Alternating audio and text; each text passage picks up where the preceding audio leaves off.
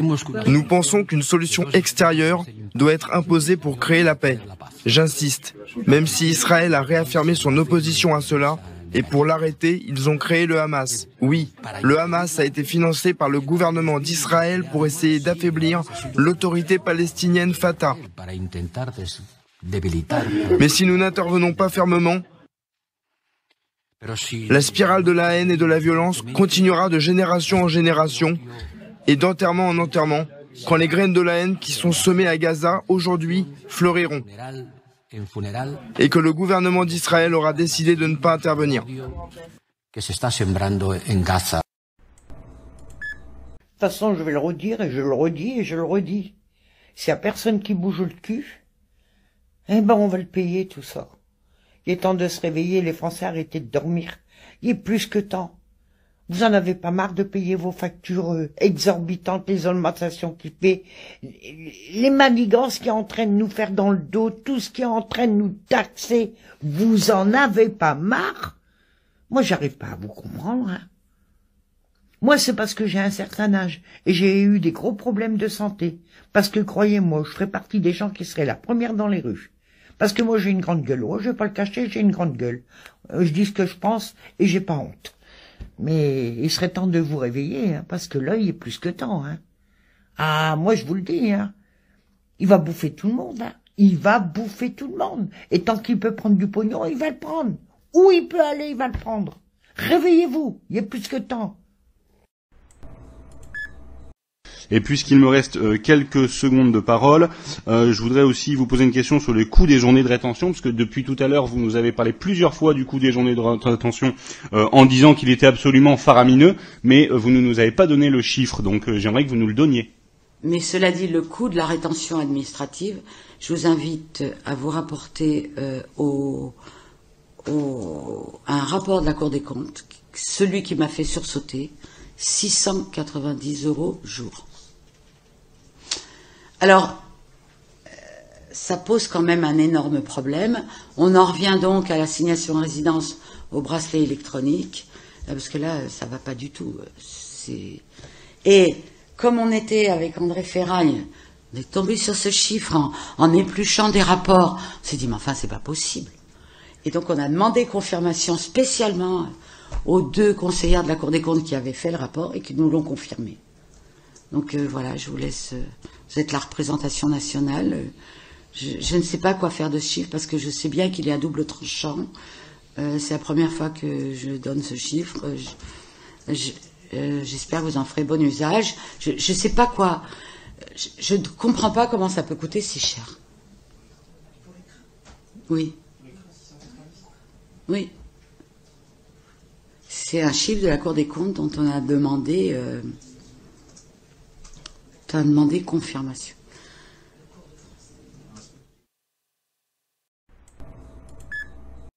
Quand j'écoute Emmanuel Macron, quand j'écoute nos gouvernants, ils ont perdu le sens de ce qu'on appelait jadis les intérêts vitaux.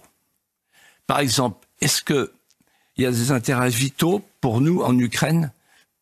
On est à la limite de la belligérance, là.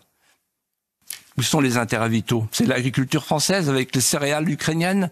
Quels sont les intérêts vitaux pour qu'on fasse rentrer l'Ukraine dans l'Union européenne alors que Biden ne veut même pas faire rentrer l'Ukraine dans l'OTAN? Quels sont les intérêts vitaux à nous mentir sur l'Ukraine? Par exemple, en nous disant Poutine est isolé, c'est pas vrai. Poutine a perdu la contre-offensive et gagné, c'est pas vrai. Les sanctions ont fait leur effet. Vous vous souvenez de Bruno Le Maire? Il est à genoux. C'est pas vrai. Bon, tout ça, c'est pas vrai. On va perdre. Et qui va perdre? L'Amérique est en train de se carapater. Les BRICS sont en train de dire, nous, on est du côté de la Russie ou on est neutre. Il reste quoi? L'Europe. Et en Europe, il reste qui? Le chef scout. Macron. Il n'y a plus que lui. Il veut aller faire la guerre là-bas. Et avec quel argent? Avec nos impôts. Non mais tout ça, c'est pas sérieux. Les intérêts vitaux de la France sont en jeu. Il faut que la France redevienne une grande puissance d'arbitrage. Emmanuel Macron s'honorerait s'il disait, bon stop, on arrête la guerre. Bon. Et maintenant, on trouve un accord. On fait la conférence de Paris. Et on réunit tout le monde. Voilà. La paix. C'est ça la négociation. Je suis pas sûr que M. Séjourné et les épaules. Le pays va être bientôt bloqué, je vous le dis, ça va arriver, la grogne monte, les agriculteurs sont en train de commencer à agir. Je vous montre ça parce que justement j'ai mon pote qui habite à Toulouse et il était aujourd'hui en train d'entrer chez lui et les autoroutes ont été bloquées, il ne pouvait pas emprunter l'autoroute et je peux vous dire que ça va être bientôt partout pareil. Alors la tension monte chez les agriculteurs, là aujourd'hui il y a un blocage en cours de l'A64, il faut savoir qu'il y a des convois qui se dirigent vers Paris et qui menacent de bientôt bloquer l'intégralité de la région parisienne. Alors pour ceux qui n'ont pas suivi, parce que personne n'en parle, les agriculteurs sont en train de préparer un coup qui risque de bloquer complètement le pays. Vous avez vu qu'en Allemagne, ils ont bloqué Berlin complètement. Et je pense que ça va être suivi dans tous les pays de l'Union européenne qui peuvent se le permettre aujourd'hui. Et les agriculteurs en France l'ont tellement mauvaise et sont tellement furieux qu'ils vont finir par tout retourner. Alors moi, je leur donne tout mon soutien. Ils ont tout mon soutien. Honnêtement, je les encourage. Pourquoi ? Parce que ces gens-là travaillent comme des acharnés pour que nous puissions manger et voilà, pour que nous puissions vivre correctement. Arrive un moment quand ces gens-là sont maltraités, il y en a ras-le-bol. Je trouve en plus aujourd'hui que le traitement médiatique qui est fait pour les agriculteurs est absolument honteux. Personne ne parle de ce qui se passe et je leur donne de la force et j'espère qu'ils vont finir par vraiment faire parler d'eux pour que leur cause soit mise au devant de la scène et que les gens puissent les encourager. Encore une fois, tu dis, bordel, mais qu'est-ce qui se passe? Puis là, quand tu creuses un petit peu, tu dis, ouais, ce sont des médecins. Et là, les médecins, il faut qu'ils suivent les directives du Collège des médecins du Québec. Et là, mais ça, eux autres professionnels, c'est majeur au Québec en particulier. Ben oui, et puis j'ai été rencontré avec 4 de mes collègues, on a été rencontrés le 7 décembre. Et le Collège des médecins du Québec nous ont reçus. Pendant un peu moins d'une heure, on leur a présenté tous nos arguments contre la vaccination des enfants et des femmes enceintes. Et on les a bombardés. 2 jours plus tard, le vice-président quittait, démissionnait. Et puis, depuis ce temps-là, ce qu'on a appris aussi, c'est qu'un collège de médecins, ce n'est pas une société savante. Donc, ils prennent tout simplement c'est un lobby, là. Les directives de la santé publique ou de l'INSPQ et va les appliquer. Et je vous dis, tu sais, puis quelques étages au-dessus du bureau du Collège des médecins se trouve la firme McKinsey. Ah oui? C'est plus qu'une question de survie. Enfin, sur 2023, on a eu 2300 entreprises qui ont mis la clé sous la porte. C'est du jamais vu depuis 30 ans. Ouais. Pendant ce temps, nous, on a une concurrence qui fait que il y a de moins en moins de camions français qui roulent et de plus en plus de camions étrangers, comme vous pouvez le voir sur les autoroutes. Ouais. Vous doublez des camions, vous verrez que 8 camions sur 10 sont des camions étrangers. On se bat pas sur les mêmes plans, ils ont pas les mêmes charges que nous, ils ont pas les mêmes obligations, ils payent pas de charges en France. Donc du coup, on est là pour dénoncer tout ça, on est là pour dénoncer des affréteurs qui vont au moins cher, quoi. En ce moment, on voit beaucoup de conducteurs péruviens qui viennent d'Inde, du Pakistan et qui travaillent des conducteurs péruviens, Sylvain, incroyable. Ils viennent de très loin là. Alors leur salaire mensuel est à 500 €, là où nos chauffeurs sont à 3000 €. Sans compter les charges sociales. Vous imaginez bien que, de grands groupes décident toujours d'aller là où ils gagnent le plus d'argent, quoi. Comment ça se passe concrètement qu'un chauffeur péruvien puisse, à un moment donné, j'imagine, rouler sur les routes européennes, de l'Union européenne, en France aussi, mais dans d'autres pays? Vous l'avez dit, il y a un désir de rentabilité, mais de là à faire venir ou que les chauffeurs péruviens viennent sur notre sol, là, c'est la mondialisation, mais version sanglante, quoi.